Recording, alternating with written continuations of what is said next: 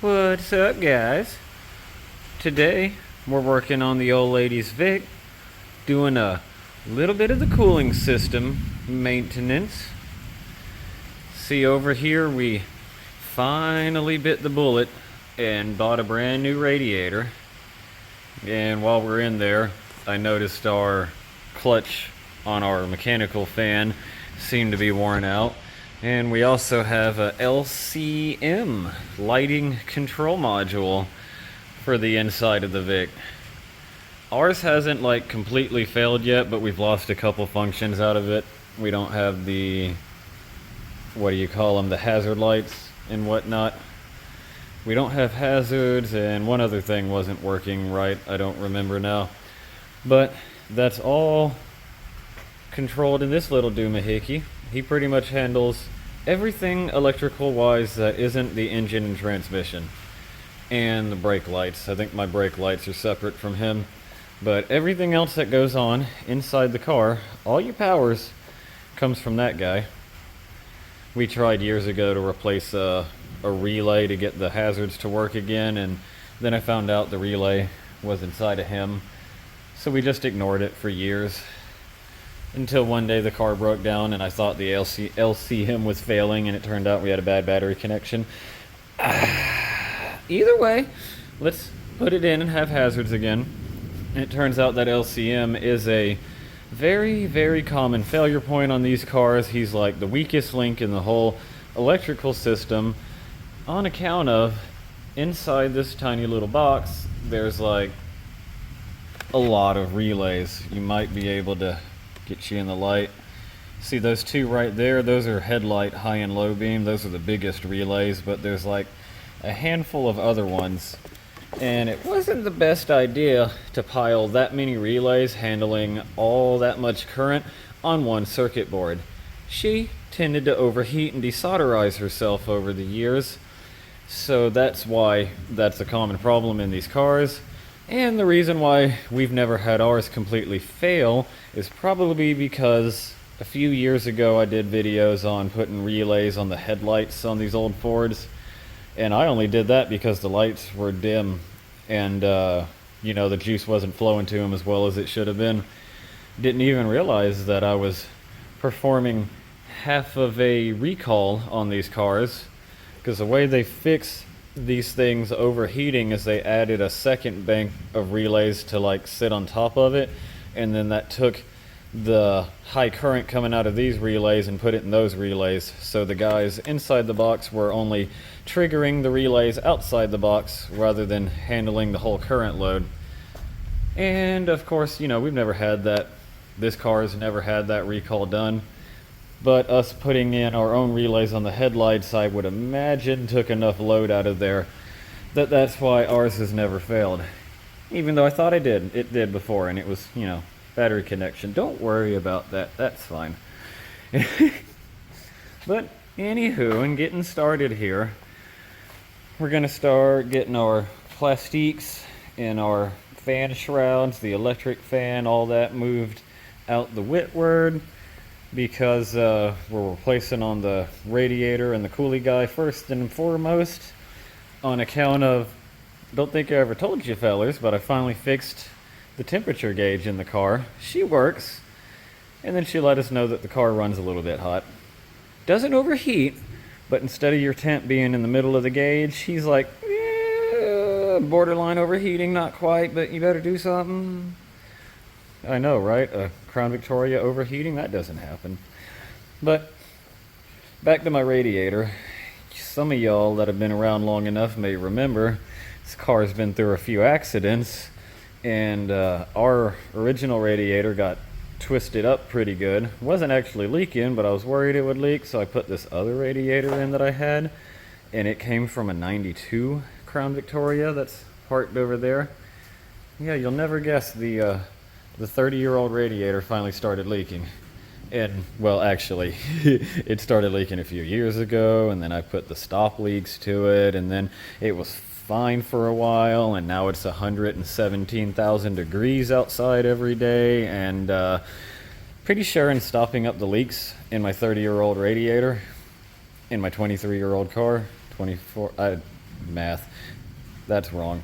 But anyway, I'm pretty sure the stop leak in my old radiator has, it stopped the leak. See, coolant level's good. She doesn't leak. But I'm pretty sure, because she used to leak out of like here, and there, and wherever else. I'm pretty sure my stop leak has probably clogged up a couple of these tubes and rendered like a big chunk of the radiator useless. So our cooling system's maintaining pressure and she's not leaking fluid, but I'm pretty sure a big chunk of our radiator in the car is useless right now and the coolant's not flowing through it. So we probably just have, you know, a few pieces here and there where she's actually coming across. And that would mean that the couple parts of the radiator that aren't clogged are the only parts of the radiator that are actually pulling heat from the coolant. Alright, now I've got that plastic trimmy guy removed out of the way. And this should be a little cleaner install. Because this radiator's from a 92, the one that's going in it, hopefully direct replacement for a 97. Like here I've got my AC condenser all tied up with hose clamps and whatnot, and things are custom to make her fit. So this should be, you know, hopefully I've got the original mounts that I took out of there years ago. Probably not. But, yeah. This should be a lot easier to put in and not have to be quite so custom. But anyhow, it's about time to drain my radiator. And it's kind of hard to get to that hose down there. So before I do that, I'm going to go ahead and remove our mechanical cooling fan and our shroud with the electrical cooling fan attached to it. Normally on your 97, you can just pull a little slide shoop, that comes out from under the fan blade, unbolt your shield, and it'll slide up between the radiator and that fan. But this is a 92 shield. She's different. Now I got in here with my Ford fan clutch removal tools there. The big clamp guy. Ooh, can you?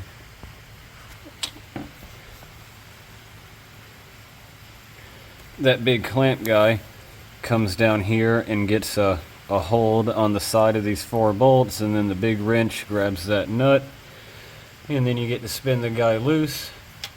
If you're lucky, you get the if you're lucky, you get this guy on there just right and it doesn't come off, but it's pretty hard to get him across the 4 bolts just the right way. But anyway, we got that guy loose, turning our fan back off. We know that we had to turn it to the left because of the way that the fan blades are. We know that our threads on our clutch guy down there, I keep making it unfocused with my hand, apologize. We know that the threads from our guy down there are going to be a left-handed thread because we can see that the fan blades are being spun in like the counterclockwise direction. So that pulley's turning in the counterclockwise direction. That fan blade's creating a drag on the pulley and making like a force back in this direction. So this thing spinning up is going to create like a force from the fan trying to turn that nut one way or the other. And you know that they're going to want to have it where that force is tightening the nut. So if you just look at it that way, and you also know that the fan is going to be spinning in the direction that pulls air through the radiator, as to not fight the wind coming in the car from traveling down the road. So with all that in mind, you know the fan's turning this way, so that means that force from this guy yanking the fan this way is going to be making that nut want to turn the other way. So that's going to be the tightening direction, and that way is to the right. That's how we know we got to turn it to the left, if that made sense to anybody. Anyhow, she's loose now, so we can spin it off, and then it's trapped inside my, what are you? My fan shroud. So we can unplug it and unbolt that guy, and we got to like removify on the 2 of them at the same time. All right. And then we just remove 2 bolts up here, And on the bottom corner of this guy, he's got a little leg that stands down that I have a zip tie through, supporting the lower rad hose. She like makes a in and a whoop long swoop to get to where it goes, and it'll sag if it's not supported. The shroud that's supposed to be in here has like a little kind of a leg down whoop that the radiator hose sits up into. So if you're pulling your shroud out in your 97, you're going to have to get down there and pull your radiator hose, down out of the leg. And now we can remove-ify on this, and there'll just be a huge amount of working area. Shroud that has that fan, and the radiator hose is in the way a little bit. And then when you get this up high enough, when you get it up high enough, yeah, now things are a lot lighter. It's just this other fan. Oh, almost. Yeah. Get you guys off of your arrangement. Ooh, look at the room we have to play with now. See, that's why I waited until now to drain the radiator. She's real convenient to get to now. So now we just gotta drain some fluids, unhook some transmission lines, put little baggies over them to try to keep the crud out while we're moving this thing in and out. And then we get to see how the new one fits. Hopefully I still have the mounts that it used to sit in down there. I don't even remember. This one is kind of rough looking. I don't even remember what this is sitting on. Zip ties are involved. Yep. I worked down here before. It's got some kind of little foot. I think that one does too. I don't remember what went to this car and what went to the 92. I guess we'll find out. All right. Got a bunch of cooling out. Some of it even went into pans. And on my lines over here, I cleaned up on those real nice with a wire brush. On account, I got me a new job at a mechanic shop. I'm like a real mechanic now. YouTube and or otherwise. But anyway, I forgot my line wrenches there in my other toolbox. So we cleaned up on these really well with the wire brush. We're gonna get into them with the penetrating oils. And then, she should probably be fine. You definitely want to be careful, take the time, get the right wrench, because these little nuts right here, they're a part of your line, and you can replace on them, but it really sucks too. So you just watch out for that. And speaking of my new mechanic job, I told y'all earlier we finally have a temperature gauge on the dash of the car. The car has known its temp for years, but for a very long time we haven't, because the gauge hasn't worked. And I've messed with this wiring and this gauge so many times over like 1 to 3 years, somewhere in there. It's been a long time, fellers. Pretty sure the whole time we've lived at our new house and been in my new shop, and it hasn't worked. But I've put like new sensor in it, and I've messed with the wiring, and I've tested everything, and I grounded it out with the power on, and the gauge went boop full, and hot, and then everything seems to do what it's supposed to do. And then I talked to my new mechanic boss about it, and he looked it up in his computer, and in like 2.5 second minutes, he let me know that, Steve, you got the same sensor on both sides. And I was like, yeah, they're both temp sensors, right? And he's like, yeah, but one feeds the computer and one feeds your gauge. They ain't put out the same signal doodads. The gauge wants it one way, and then your computer wants to see it a different way. So what I did is I put in a new temp sensor here and a new temp sensor here, and apparently the guy that goes to the gauge, he's called a temp sender. Sensor, computer, sender, gauge. So yeah, all this time I just had the wrong guy in there. And you can see right now I've got a little bit jerry-rigged, but I mean there's heat shrink on them. How I'm hooked to my sensor, I have 2 wires and little clips that onto the connectors in the guy.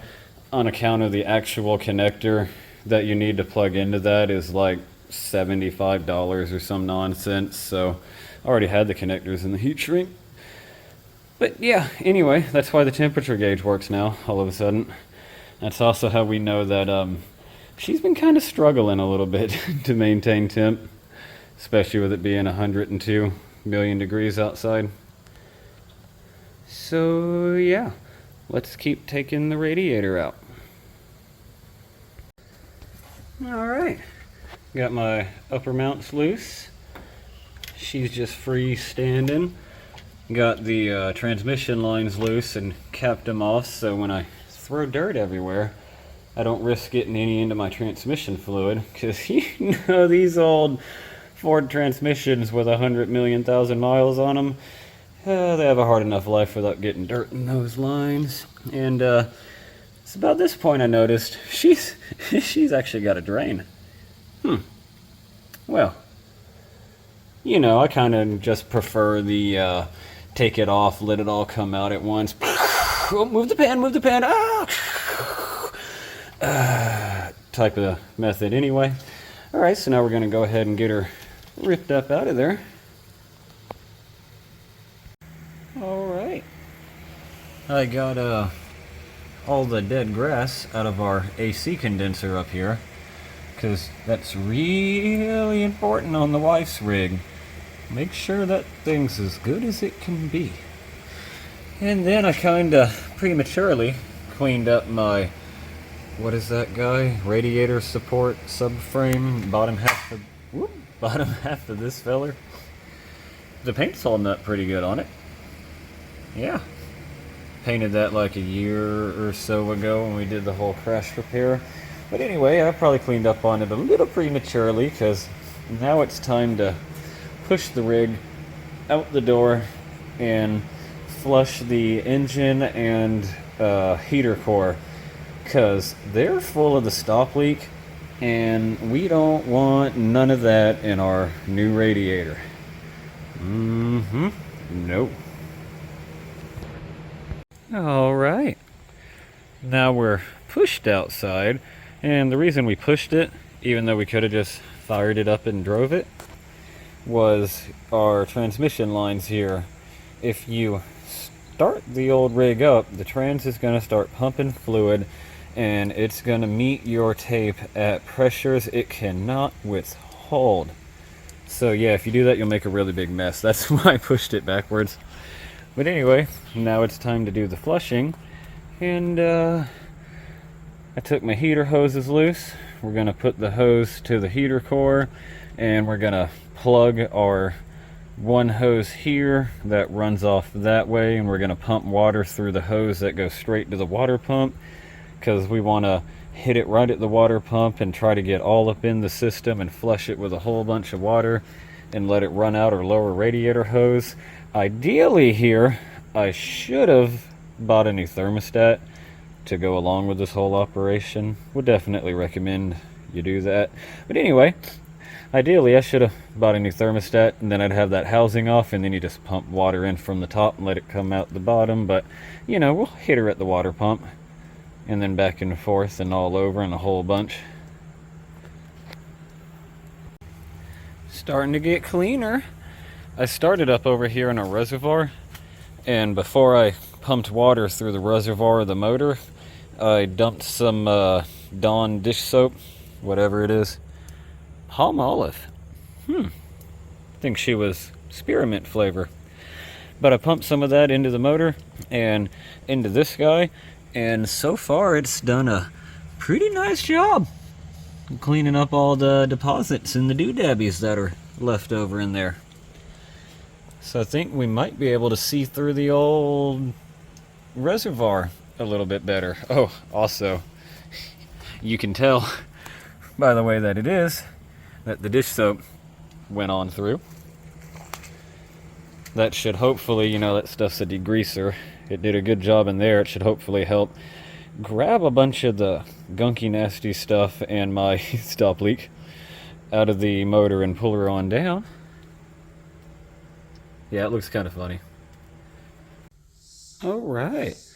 Now we're back in the shop, all dried off, and test fitting on the new radiator. And before, I thought the bottom mounts were different. It looks like they're the same. And up top on this one and on my original radiator to the car buried over there, it had the little dicky-doos poking up top. And I guess I thought the mounts used to attach there, but it looks like these guys all line up the same. One really nice thing is, see my AC condenser hung up with the hose straps? The radiator for this car actually has accommodations to mount that guy. So down there we've got a tab for the thing to sit in on each side, and then these guys have a place to bolt right here. So we'll be able to secure him back to the radiator like it used to be, and then put our little mounty doos over, and yeah, we'll almost be back pure factory. No, not quite. All right, we did have to get a little bit custom, but she's in there, mounted up nice. My radiator ended up having to come up a little bit. I used some straps down there and over here. I lifted it up a little bit. I'm guessing those lower mounts probably are different from 92 to 97. That's the 92 mounts. When the AC condenser is attached to the radiator, she sits down a little bit lower than the bottom of the radiator. And that had it on those mounts where that condenser was like just sitting on the core support, all up in the screws and the bolts and whatnot. So I did a little spacer job, got it lifted up a little bit, so now the rad's supporting the condenser and it's not sitting down on the metal. And when I came up top, these guys used to be a lot flatter. See how much higher it is on this side than that side? They used to be a lot flatter, so I took him over to my bench vise and restructured the upper mounts. And that also put the condenser up here. There's like a little lip down here that I think it originally used to sit under, but I don't know how, because it was like touching down there and still didn't fit under. But either way, to keep this guy from being up against the metal on this guy and just rubbing on him while things are vibrating, I've got this spaced back a little bit too. See, here's where the bolt used to go. That's where she goes now. Same thing on this side. Used to be where it is. It also changed my distances on these guys. When I put these bins in here, it made this distance shorter too. So it didn't really move back that far, but she's tilting back probably a 1/4 inch farther than it used to. Has a little bit of a lean backwards to it, but I don't think that's going to be an issue. At least all of our stuff is sitting up, mounted well, and not vibrating, shaking around while it goes down the road. And now we can go ahead and hook our hoses back up and put our trans lines back on, and then we get to swap the thing. That guy. Clutch, that's what he is. We get to swap the fan clutch. And when we're changing on our clutch and our cooling fan, we just zip the 4 mounting bolts out of it, pull the fan off of the old clutch. I installed this one like 4 or 5 or 6 years ago, some time ago. They got like a viscous fluid inside of them. How the thingamabob is supposed to work is whenever it's feeling the cooler temperatures, it's supposed to let the fan free spin a little more, and then when it like heats up, it's supposed to get all stiffer and make the fan, less slippage between the two, and then the fan will be spinning faster, catching back up with the engine speed. And I'm pretty sure on Our other one here, she was starting to get worn out. The fans on these guys, the fans on these guys make a lot of noise. They're really loud, so it's pretty obvious when they're not making as much noise anymore. And a way to test on the old feller is when I got home after driving the car down the highway, I immediately got out, opened the hood, and I grabbed a hold of the fan blades and spun on it, and there was like very little resistance. It spun pretty easy. And I knew that the guy was all hot, and the fan should have had like a healthy amount of resistance, and mine almost could have. Phew! So that's how I figured on that was worn out, and I should go ahead and swap on it while I'm doing the radiator. Now we'll put him back together. Yep. And we'll put him back together with the Loctite. And put it and the shroud all back in at one time. Alright. Now we got our new clutch and the old fan shroud mounted back up. Hooked up tight to the new radiator. Just had to swap over our little clippy doodles from the old radiator. And everybody's looking nice. Secure. So now it's about time to fill it up on the universal antifreeze. And then we could put our trim piece back in on top of a guy. That's looking better. Yeah. You can see the radiator hangs back a little bit further. It used to be hidden underneath there. But she's still pretty snazzy looking. I've filled my cooling system up, and because of the way I have my heater hoses cheated up through the intake, I have taken, before I put that one back on, I held it out up here and filled him up with coolant up in the air and got the hose all full, and then jammed him into the heater core. And that was like last thing after I filled up the rest of the system and got a bunch of coolant into the heater core to start with. So that should help at least a little bit maybe with the air bubble problem I gave myself with that. See, she's just a little bit higher than where our coolant level normally is in here. It's up high because I haven't started it yet and opened up the thermostat, and she should drink some more here in a minute. Alright, now before I fire up the car and run the cooling system for a while, we're going to go ahead and throw in the new LCM lighting control module. Some parts stores are going to know that as a GEM, General Electronics module. They both mean the same thing. To get him in, we got to pull our pretty plastic trim down here. There's a screw holding that guy in place. A couple 10 millimeters all around your crash plate. Take him down. And then the LCM guy is right back up in there on the other side of this cover. And after you get that plate off, there's 3 8 millimeters in this guy. That can come down out of the way. That module is right here. There's 1 or 2 of these 7 millimeter bolts, and then it can like slide off of this bracket that it's on. Or you can get back up in here somewhere in that dark region, and there's like 1 or 2 bolts you can take loose to pull that whole bracket down. One way or the other. And then after you get him loose, before or after, you can get to the plugs on the back side of him. I find they're easier to access when he's, hanging free. And after you take those 2 bolts out, there's a little tab to depress here. Then she'll slide loose. And it's much easier to get to these plug-ins now with it turned sideways.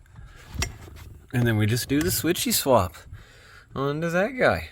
And see if the flashy flashers don't do their thing. Ooh. There's 4 plugs in the back of this guy. The 2 down here will look like 1 plug because they're so close to each other. But the 3 of these have the little tabby dude. You push down and wiggle it out. This one's kind of tight. You have to wiggle on them pretty good. Over here, just to switch it up on you, one of them's got that style of hold my plug into place. So you'll have to hit him with a, you know, get him out of there. And now we'll plug in that one. All right. Not quite put together yet, but look at this. Oh, I'm looking at the camera.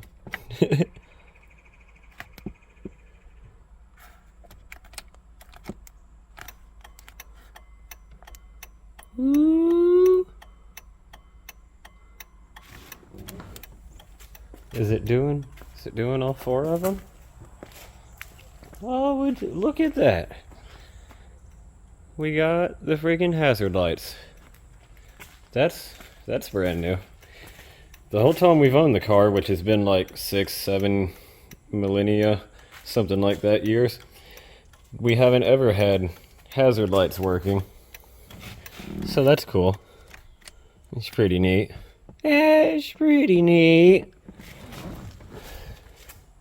Can't wait to find out what other electronic things work now that didn't before. I think maybe the clock didn't work before. I don't know. Do you need a key on for that guy? I don't have clocks and fancy electronics in my rig. I don't know. Alright. Well, I noticed the overhead light is considerably brighter. So I think we got better power flow to things from our new General Electronics box. This is the old one, but you know what I mean. Anywho, let's bleed some air out of a coolant system and get to a wrapping up. Alright, now that we got her fired up and running again, it's time to top off our transmission, because those transmission lines go to a cooler inside the radiator. Pretty much a transmission heater, if you ask a feller, but nobody asked a feller. But that guy is going to be empty, and the one in your old radiator's got a bunch of transmission fluid in it. So your transmission is going to be low now. I think it's like a quart or so those guys hold. But you want to pull your checker stick out and top her back up. But anyhow, I reckon that does about wrap up our video here on the new Raditator Cooling Fan LCM. Thank you guys for watching. Have a wonderful day. Comment, like, and subscribe. Will we ever get a new bumper? I don't know. Maybe. Have to subscribe to find out.